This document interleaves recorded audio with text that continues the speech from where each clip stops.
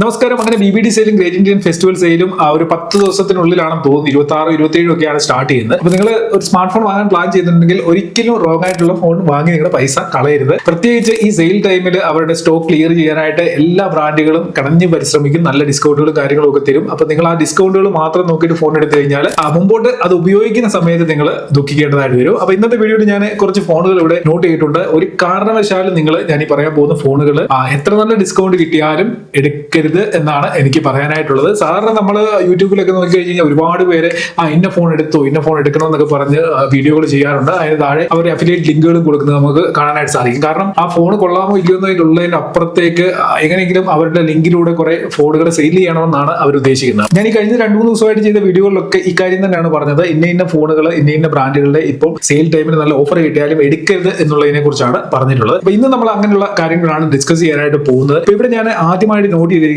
OnePlus നോഡിന്റെ CE4 Lite 5G എന്ന് പറയുന്ന ഫോണാണ്. അപ്പൊ ഈ ഒരു ഫോൺ വന്നത് അണ്ടർ 20K ഓഫറുകളൊക്കെ ഇട്ടതിന് ശേഷം ഒരു 18 രൂപയ്ക്ക് നമുക്ക് ഇത് വാങ്ങാനായിട്ട് സാധിക്കുമായിരുന്നു. ഇപ്പൊ ഈ ഒരു സെയിൽ ടൈമിൽ ഇതൊരു 16-17 രൂപയ്ക്കൊക്കെ കിട്ടാനുള്ള സാധ്യതയുണ്ട്. ഇനി 15 കിട്ടിയെന്ന് പറഞ്ഞാൽ നിങ്ങൾ ഈ ഒരു ഫോണിലേക്ക് പോകാതിരിക്കുന്നതായിരിക്കും നല്ലത്. ഇത് വാല്യൂ ഫോർ മണി ആയിട്ടുള്ള ഒരു ഫോൺ അല്ല. കാരണം Snapdragon 695 എന്ന് പറയുന്ന ഒരു പ്രോസസ്സറാണ് ഇതിൽ ഉപയോഗിച്ചിരിക്കുന്നത്. ഇതേ പ്രോസസ്സർ തന്നെയായിരുന്നു OnePlusന്റെ ഈ C2 ലൈറ്റിലും C3 ലൈറ്റിലും ഒക്കെ ഉപയോഗിച്ചത്. അപ്പൊ ഈ ഒരു പ്രോസസ്സർ ലോഞ്ച് ചെയ്തത് എനിക്ക് 2021 അപ്പൊ അത്രയ്ക്ക് പഴയ ഒരു പ്രോസസ്സറാണ്.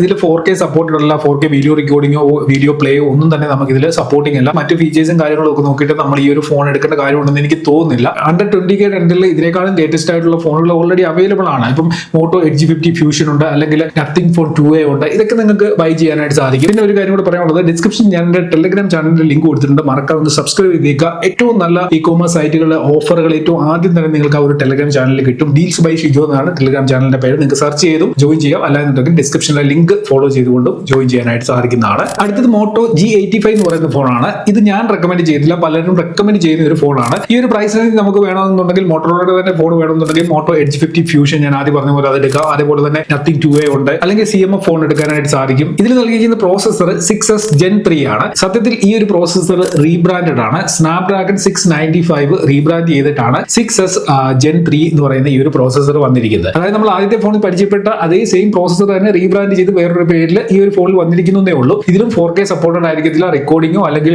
വീഡിയോ കാണാനോ ഒന്നും തന്നെ സാധിക്കത്തില്ല. അപ്പം ഇത്രയും വില കൊടുത്ത് നമ്മൾ അങ്ങനെ ഒരു ഫോൺ എടുക്കേണ്ട കാര്യമില്ല. കാരണം അതേ പ്രൈസ് റേഞ്ചിൽ നമുക്ക് മറ്റ് ബ്രാൻഡുകൾ ഇതിലും നല്ല ഫീച്ചേഴ്സ് പ്രൊവൈഡ് ചെയ്യുമ്പോൾ നമ്മൾ ഈ ഒരു ഫോണിലേക്ക് പോകാതിരിക്കുന്നതായിരിക്കും നല്ലത്. ഇതിന് നല്ല ഡിസ്കൗണ്ട് കിട്ടാനുള്ള സാധ്യതയുണ്ട്. അപ്പോൾ ഒന്ന് ശ്രദ്ധിച്ചോളുക. ഈ ഒരു ഫോണിന് പകരമുള്ള ഫോണുകളുടെ പേരും ഞാൻ പറഞ്ഞു. അപ്പം നിങ്ങൾക്ക് ആ ഫോണുകൾ നോക്കിയിട്ട് എടുക്കുന്നതായിരിക്കും നല്ലത്. അടുത്തത് ഒരു 25,000 രൂപയുടെ താഴേക്കുള്ള ഫോണുകൾ നോക്കുകയാണെന്നുണ്ടെങ്കിൽ 2 ഫോണുകൾ ഇവിടെ ഒഴിവാക്കണം. സാംസങ്ങിന്റെ M55 F55. സാംസങ് ഫോണുകളോട് അത്ര താല്പര്യമുള്ളവർ ചിലപ്പോൾ ഇതൊക്കെ പോയിട്ട് എടുക്കുമായിരിക്കും. പക്ഷെങ്കിൽ സാംസങ് ഈ ഒരു പ്രൈസ് റേഞ്ചിൽ ഈ ഫോണുകളിൽ നൽകുന്നതിനേക്കാൾ കൂടുതൽ വാല്യൂ പ്രൊവൈഡ് ചെയ്യുന്ന മറ്റ് ബ്രാൻഡുകളും മറ്റു മോഡൽസും ഉണ്ട്. അപ്പൊ നമ്മൾ അത് എടുക്കുന്നതല്ലേ നല്ലത്. ഈ ഫോണുകളുടെ ഫീച്ചേഴ്സിനപ്പുറത്തേക്ക് ഇതിൽ ഉപയോഗിച്ചിരിക്കുന്ന ചിപ്സെറ്റ് 7 Gen 1 ആണ്. അതായത് ഇപ്പം 7 Gen 3 ആണ് പ്രോസസ്സർ വരുന്നത്. അപ്പൊ 7 Gen 1 ആണ് ഇതിൽ ഉപയോഗിച്ചിരിക്കുന്നത്. എനിക്ക് തോന്നുന്നു ഈ പ്രോസസ്സർ ലോഞ്ച് ചെയ്തത് 2022 മെയ് മാസത്തിലാണ്. അപ്പൊ അത്രയും പഴയ പ്രോസസ്സറാണ് ഈ ഫോണുകളിൽ ഉപയോഗിച്ചിരിക്കുന്നത്. അപ്പൊ ഈ ഫോണുകളിൽ ഹീറ്റിംഗ് ഇഷ്യൂവും പെട്ടെന്ന് ബാറ്ററി ഡ്രെയിൻ ആവുന്ന ഇഷ്യൂസ് ഉണ്ട്. അതിനോടൊപ്പം തന്നെ പറയാനുള്ള കാര്യം, സ്നാപ്ഡ്രാഗൺ ഈ ഒരു പ്രോസസ്സർ നിർമ്മിച്ചിരിക്കുന്നത് സാംസങ് തന്നെയാണ്. അപ്പൊ അതിൻ്റെതായിട്ടുള്ള കുഴപ്പങ്ങളൊക്കെ തന്നെ ഈ പ്രോസസ്സറിലുണ്ട്. സ്നാപ്ഡ്രാഗൺ പ്രോസസ്സർ ആണെന്ന് കണ്ട് നിങ്ങൾ ചാടിക്കേറി ഈ പ്രോസസ്സറിന്റെ പുറകെ പോകാതെ ഇരിക്കുക. ഓൾറെഡി 7 Gen 3 അണ്ടർ 25K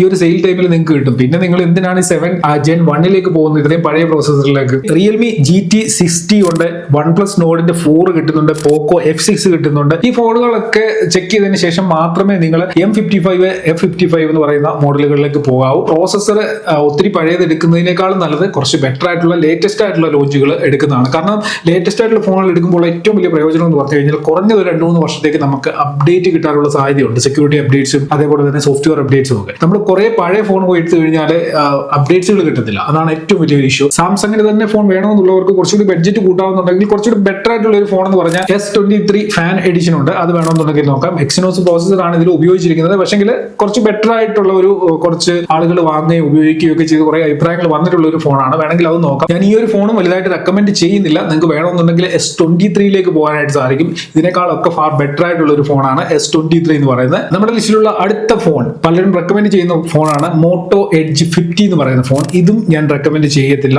നല്ല ഫീച്ചേഴ്സ് ഒക്കെ ഉള്ള ഒരു ഫോണാണ്. മെറ്റൽ ബോഡിയാണ്, അതേപോലെ തന്നെ IP68 വാട്ടർ പ്രൂഫ് ആണ്, ടെലിഫോട്ടോ ലെൻസ് ഉണ്ട്, അങ്ങനെ കുറെ ഫീച്ചേഴ്സ് കൊണ്ട് നിറച്ചിട്ടുള്ള ഒരു ഫോണാണ്. പക്ഷേ ഇവിടെയും സ്നാപ്ഡ്രാഗൺ 7 Gen 1 ആണ് പ്രോസസർ യൂസ് ചെയ്തിരിക്കുന്നത്. ഈ പ്രോസസറിന് കുറെ പ്രശ്നങ്ങളുണ്ട്, ഹീറ്റിംഗ് ഇഷ്യൂസ് ഉണ്ട്.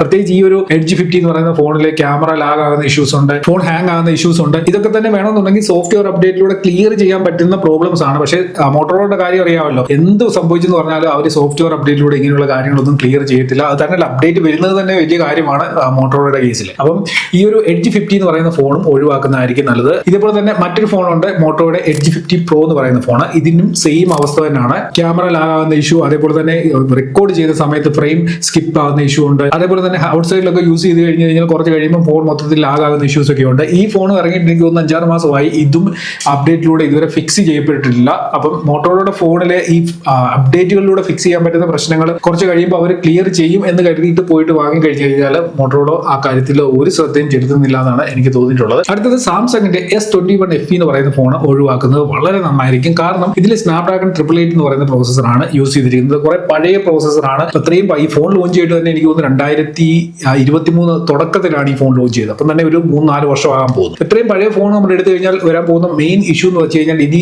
ഒരു പക്ഷേ ഇതിൽ ആൻഡ്രോയിഡ് 15 ഒരു അപ്ഡേറ്റ് കൂടെ കിട്ടാനുള്ള സാധ്യതയുണ്ട്. അതിനുശേഷം അപ്ഡേറ്റുകളൊന്നും കിട്ടാനുള്ള സാധ്യതയില്ല. അപ്പൊ ഈ ഒരു പ്രൈസ് റേഞ്ചിൽ ഇത്രയും വില കൂടി നമ്മളൊരു ഫോൺ എടുക്കുന്നുണ്ടെങ്കിൽ ലേറ്റസ്റ്റ് ആയിട്ടുള്ള ഫോൺ എടുക്കുകയാണെന്നുണ്ടെങ്കിൽ ഞാൻ ആദ്യം പറഞ്ഞ പോലെ 2-3 വർഷത്തേക്ക് കൂടെ അപ്ഡേറ്റുകളും കാര്യങ്ങളൊക്കെ നമുക്ക് കിട്ടുന്നതാണ്. അത് തന്നെയല്ല, ഈ പ്രോസസറിൽ ചെറിയ ഇഷ്യൂസ് ഒക്കെ പലയിടത്തു നിന്നായിട്ട് റിപ്പോർട്ട് ചെയ്തിട്ടുണ്ട്. പിന്നെ ഈ ഫോണിന്റെ ക്യാമറ ക്വാളിറ്റിയും സ്ക്രീൻ ക്വാളിറ്റിയും ഒന്നും അത്ര ബെറ്റർ അല്ല. അതുകൊണ്ട് ഈ ഫോൺ വാങ്ങുന്നതിന് മുമ്പ് കുറച്ച് നല്ല രീതിയിൽ ഒന്ന് സ്റ്റഡി ചെയ്തതിനു ശേഷം വാങ്ങാവൂ. അതേപോലെ തന്നെ മറ്റൊരു കാര്യം പറയാനുള്ളത്, ഈ ഒരു സെയിൽ ടൈമിൽ നല്ല രീതിയിൽ കമ്പനികൾ അവരുടെ സ്റ്റോക്ക് ക്ലിയർ ചെയ്യാനായിട്ട് നല്ല ഡിസ്കൗണ്ടുകളൊക്കെ കൊടുക്കാനുള്ള സാധ്യതയുണ്ട്. അപ്പൊ ആ ഡിസ്കൗണ്ടുകൾ മാത്രം കണ്ടിട്ട് വാങ്ങരുത്. നിങ്ങൾ ഇതേപോലെ ഫോണിന്റെ ഫുൾ ഡീറ്റെയിൽസ് നോക്കുക. ഈ ഫോണിലൊക്കെയുള്ള പ്രോസസർ ലോഞ്ച് ചെയ്തത് എന്നാണ്, അതേപോലെ തന്നെ എത്ര നാളത്തേക്ക് അപ്ഡേറ്റ് കിട്ടും, ഇങ്ങനെയൊക്കെയുള്ള കാര്യങ്ങൾ ശരിക്കും നോക്കുക. യൂട്യൂബിൽ ഏതെങ്കിലും ഒരു വീഡിയോ കണ്ടതിന് ശേഷം അവർ പറഞ്ഞു അത് എടുത്തോളം പറഞ്ഞു പറഞ്ഞ് ചാടി കയറി എടുക്കാതെ ഇരിക്കുക. നിങ്ങൾ നിങ്ങളുടേതായിട്ടുള്ള രീതിയിൽ നല്ല രീതിയിൽ സ്റ്റഡി ചെയ്തിട്ട് ഫോൺ എടുക്കുക. കാരണം നമ്മൾ ഒരു ഫോൺ എടുത്തു കഴിഞ്ഞാൽ കുറഞ്ഞ ഒരു 2-3 വർഷമെങ്കിലും ഉപയോഗിക്കുമല്ലോ. അപ്പൊ ഈ 3 വർഷവും നമുക്ക് അപ്ഡേറ്റ്സ് ഒക്കെ കിട്ടുന്ന രീതിയിലുള്ള ലേറ്റസ്റ്റ് ആയിട്ടുള്ള മോഡലുകൾ എടുക്കാനായിട്ട് ശ്രമിക്കുക. ഇതിലും മെയിൻ പ്രശ്നം എന്ന് വെച്ച് കഴിഞ്ഞാൽ കുറെ ഫീച്ചേഴ്സും കാര്യങ്ങളും ഒക്കെ കാണും. അപ്പൊ അവിടെ ഈ ഫീച്ചേഴ്സ് കൂടുന്നതിനനുസരിച്ച് ഈ കമ്പനികൾ എന്തെടുക്കും, ഈ റീബ്രാൻഡഡ് ആയിട്ടുള്ള